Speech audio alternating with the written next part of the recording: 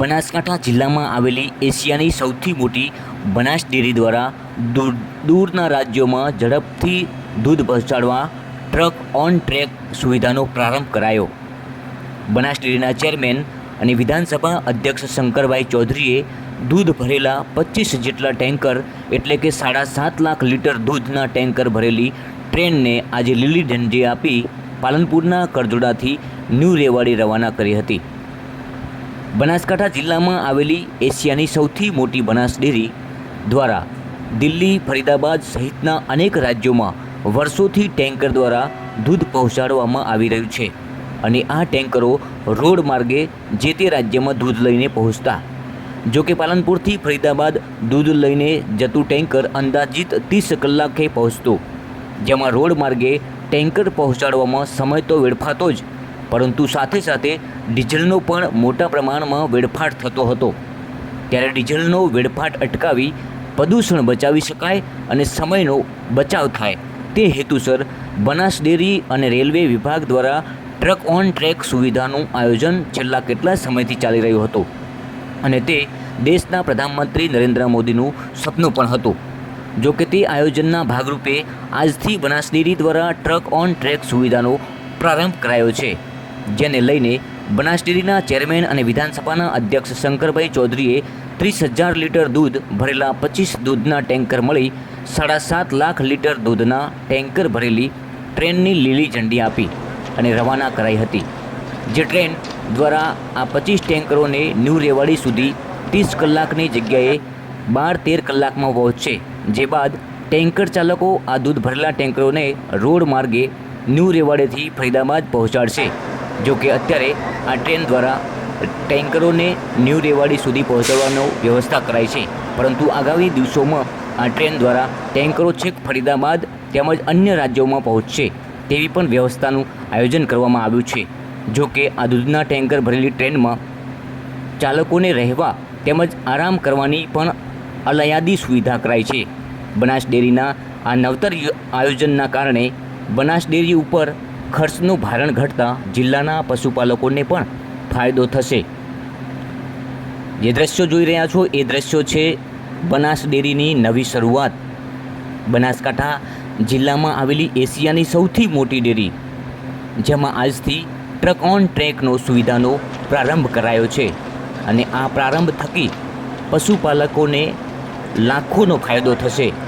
આવનારા સમયમાં વધુમાં વધુ બનાસ ડેરી પશુપાલકો સાથે સંકળાયેલી રહે અને પશુપાલકોને વધુમાં વધુ દૂધના ભાવ મળે તે હેતુસર આજે 7.5 લાખ લીટર દૂધના ટેન્કર ભરેલી ટ્રેનને લીલી ઝંડી આપીને પાલનપુરના કરજોડાથી ન્યૂ રેવાડી ખાતે આજે રવાના કરવામાં આવી હતી. આપ દ્રશ્ય જોઈ રહ્યા છો, આ એક જ ટ્રેનમાં 30 જેટલા ટેન્કરો એક સાથે. પશુપાલકો વતી હું દેશના પ્રધાનમંત્રી શ્રી મોદી સાહેબનો આભાર માનીશ કે એમણે રેલવે મંત્રાલય દ્વારા રોજનું 7 લાખ લીટર દૂધ રોરો ફેરીમાં જે પ્રમાણે હોય છે એ જ પ્રમાણે ટેન્કર રેલવેના ઉપર ચડી જાય અને ડાયરેક્ટ દિલ્હી સુધી પહોંચી જાય એ પ્રમાણેની સુવિધા રેલવે મંત્રાલયે બનાસકાંઠાના ખેડૂતો પશુપાલકો માટે આપી છે. એ માટે હું હૃદયથી આભાર માનું છું. અમે રેલવેથી એક આખી ટેન્કર તો ભરીને જઈએ છીએ, પરંતુ સાથે સાથે હવે એક આખી રેલ જે જાય છે એ તો અમારી વ્યવસ્થા હતી, પરંતુ હવે રોરો ફેરીથી ટેન્કર ડાયરેક્ટ જે રોડ ઉપર જતા હતા એ ટેન્કરો હવે ડાયરેક્ટ સીધા રેલવેના માધ્યમથી ઉપર પહોંચી જશે. આ એક કોચ છે ડ્રાઈવરો માટે છે, સ્લીપિંગ કોચ, એના ઉપર ડ્રાઈવર અહીં રહેશે અને બાકી બધા ટેન્કર ડાયરેક્ટ રેલવે ઉપર ચડી જશે અને ત્યાંથી પછી એક પ્લાન્ટ સુધી પહોંચાડવાનું કામ કરીશું. રોડ માર્ગે જતા હતા ત્યારે કેટલો સમય જતો હતો, હવે જ્યારે ટેન્કર રેલવે દ્વારા જઈ રહ્યા છે ત્યારે કેટલા સમયની બચત થાય? લગભગ 50% જેટલો ટાઈમ થશે.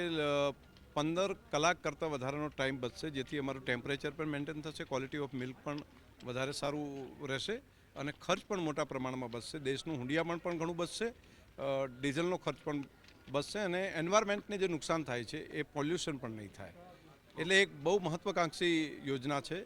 હું દેશના પ્રધાનમંત્રી શ્રી મોદી સાહેબ અને રેલ મંત્રી શ્રી અશ્વિની વૈષ્ણવજીને હું હૃદયથી ખૂબ ખૂબ શુભકામનાઓ પાઠવું છું. ક્યાં સુધી આ ટ્રેન છે તે જઈ રહી છે? પાલનપુરથી કરીને અમારે છેક રેવેડી સુધી પહોંચાડવાનું છે. અત્યારે હાલ હજુ 50 કિલોમીટરનું ત્યાં ડિસ્ટન્સ બાકી છે. એટલે ત્યાં 100 કિલોમીટરનું અમારે ડિસ્ટન્સ કરીને તે ચલાવશે બાય ટ્રક. પરંતુ શેખ અમે ફરીદાબાદ સુધી પહોંચી શકીએ 30 કિલોમીટરના અંતરે, એ પણ સુવિધા આ લોકો કરી રહ્યા છે. એટલે અત્યારે હાલ અમારે 100 કિલોમીટર ચાલવું પડશે ટેન્કરને, પરંતુ એ પછી શેખ ફરીદાબાદ સુધી, એટલે દિલ્હી રોજે રોજ અહીંથી આ રીતે ટેન્કરો ચડી અને ત્યાં સુધી પહોંચાડવાનું કામ કરશે. બનાસ ડેરી અને અમૂલ બ્રાન્ડ એના માધ્યમથી લોકોને ગુણવત્તાયુક્ત દૂધ અને દૂધની વેલ્યુ એડિશન મળી રહે એ માટે બનાસ ડેરી અને અમૂલ સતત કાર્યરત છે. અને આજે એક નવી ક્રાંતિ ટ્રાન્સપોર્ટેશનની દુનિયાની અંદર હિન્દુસ્તાને કરી છે કે દૂધની સ્પેશિયલ ટ્રેન, એ જે સપનું દેશના પ્રધાનમંત્રીશ્રીએ જોયું હતું, એ આજે રેલવે મંત્રાલય અને બનાસ ડેરીના માધ્યમથી આજે સાકાર થઈ રહ્યું છે. ઓકે.